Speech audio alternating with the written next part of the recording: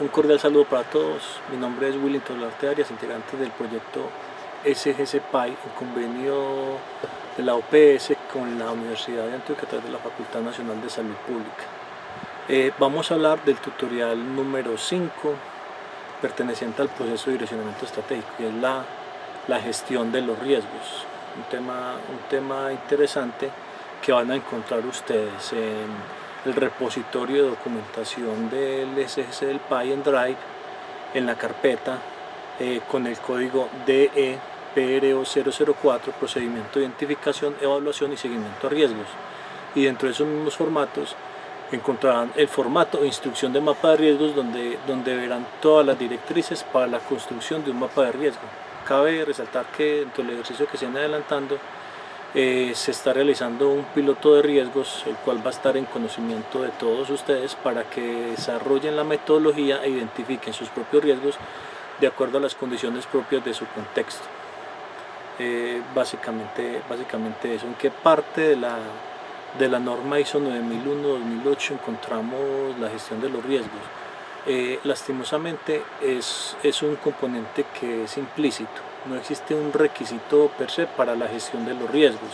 Se encuentra en el literal 0.1 generalidades, donde se hace la referencia que se debe construir, es necesario construir un sistema de gestión de calidad a la luz de un contexto, de un entorno y unos riesgos asociados a ese entorno, pero como requisito no lo maneja de manera explícita.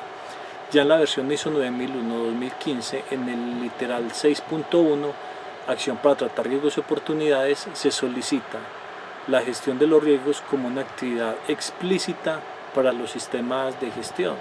Cuando vemos la 9001-2008, el requisito que más se aproxima a la gestión de los riesgos es la acción preventiva en el numeral 853. Entonces, con este proceso de madurez de las normas, pasamos de aspectos implícitos a aspectos explícitos. ¿Qué referentes tenemos para la gestión de los riesgos? Aunque no se solicita que sea requisito gestionar los riesgos a través de una metodología o de un mapa de riesgos, utilizamos como referente para este requisito en particular la norma ISO 31000, que trae todos los fundamentos y conceptos para la gestión de los riesgos, para implementar todo el modelo que ella trae. Yo los invito a que la consulten. Igualmente, la guía para administración del riesgo del Departamento Administrativo de la Función Pública, que es el texto de consulta para las instituciones del Estado, que es el que implementan en sus instituciones, y basado obviamente en la ISO 31000. ¿Cómo abordamos ese tema de los riesgos? Recordemos que el aspecto inicial para hacer gestión de riesgos es la identificación o el establecimiento de un contexto. Todos sabemos que si un riesgo es gestionado en un contexto y es gestionado en otro contexto, la calificación, el valor o criticidad de esos riesgos va a ser totalmente diferente. Entonces, la primera invitación es a que ustedes realicen la identificación del contexto internamente, qué me está afectando, qué debilidades puedo tener, y externamente qué amenazas puedo tener. Algunos lo hacen simplemente como una identificación de factores internos y externos que me puedan afectar. A nivel externo, factores sociales, políticos, económicos, ambientales. A nivel interno, aspectos relacionados con competencia, liderazgo, gestión institucional, el tema de tecnología de la información, el tema de la comunicación. En otros tipos de contextos deciden hacer matrices DOFA para identificar todos esos elementos de contexto, tanto positivo como negativo, que nos puede ayudar. Pero para la gestión del riesgo uno trabaja las teorías restrictivas y uno analiza qué amenazas o qué debilidades podemos identificar. Después de que tengamos ese contexto, el siguiente paso es hacer una evaluación de los riesgos. Ya con los contextos leídos, en qué contexto me desenvuelvo como programa de inmunizaciones, realizo la identificación de los riesgos a partir de esas debilidades y esas amenazas. Entonces vamos a notar que pueden ser muchos o pueden ser pocos riesgos, ya con unos riesgos identificados asociados a unas actividades críticas del programa. Ya ustedes definen el tipo de análisis que se debe realizar, y dentro de ese análisis es el entendimiento de la dinámica de ese riesgo en ese contexto, qué causas y qué efectos o consecuencias me puede traer para el buen desempeño del programa.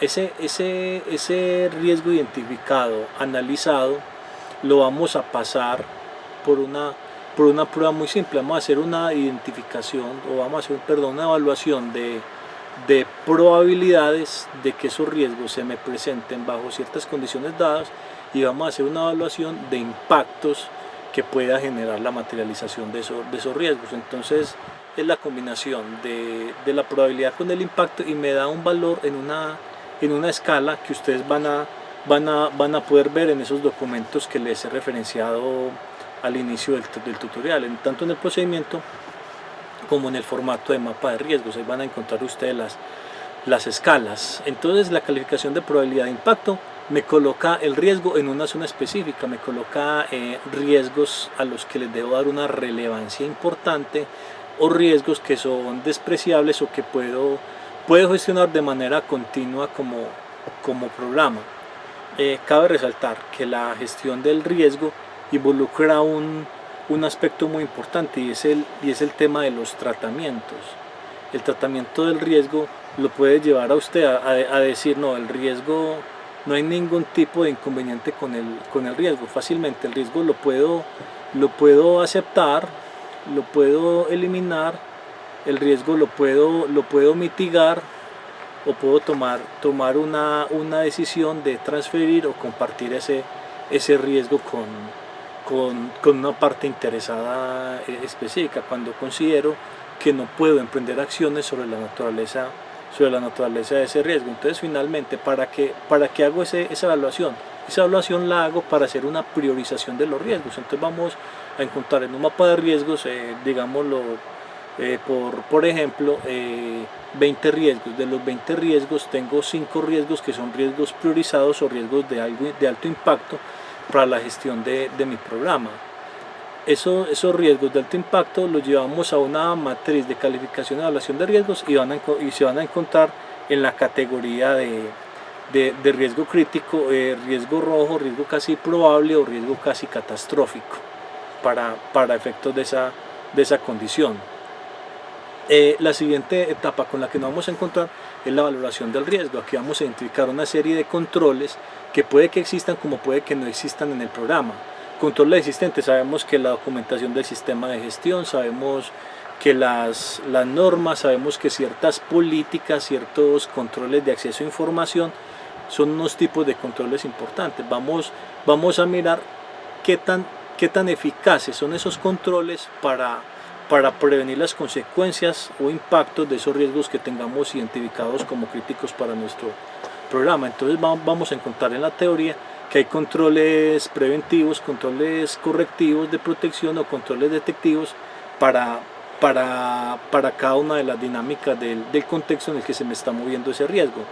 Usualmente uno no tiene un solo control para un riesgo, uno puede tener varios controles de los tipos que le he mencionado para gestionar ese riesgo o gestionar otro tipo de riesgos y garantizar que nos funcione. Entonces, así como evaluamos riesgos, miramos la validez de los controles. Obviamente, entre más sistematizado sea el control, entre menos dependa de personas o de actuación humana, el control va a ser muchísimo mejor. Los controles basados en tecnología son más eficaces, pero son más costosos. Entonces nosotros vamos a identificar qué podemos hacer como autogestión, como funcionarios del programa de inmunizaciones, y qué podemos controlar a través de sistemas de información.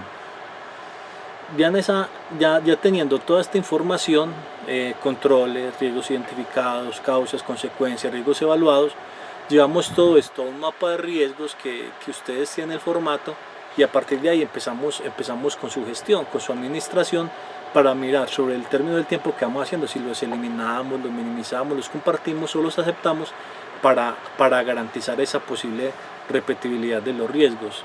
Entonces ya para terminar, dos hechos muy importantes. El primero: los riesgos deben ser comunicados. De nada sirve que los riesgos levante una sola persona y el resto del equipo no los conozca, porque todos tenemos una inferencia, ya sea positiva o negativa, sobre los riesgos. Entonces todos nos debemos comunicar con respecto a ellos. Y el aspecto final es que los riesgos deben ser monitoreados. Debemos definir unos tiempos específicos para revisar los riesgos con cierta frecuencia. Decimos cada mes, cada 2 meses, 3, 4, 5, 6 meses o cada año.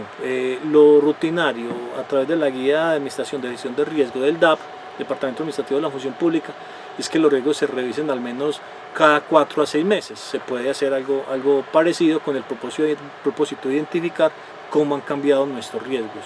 Bueno, sin más pormenores, les damos las gracias por su atención y esperamos que esa documentación de la que ustedes disponen, donde están los riesgos referenciados, donde están los procedimientos de identificación y donde están los mapas, los consulten y conviertan del riesgo una práctica continua en su institución y en su programa ampliado de inmunizaciones. Muchísimas gracias.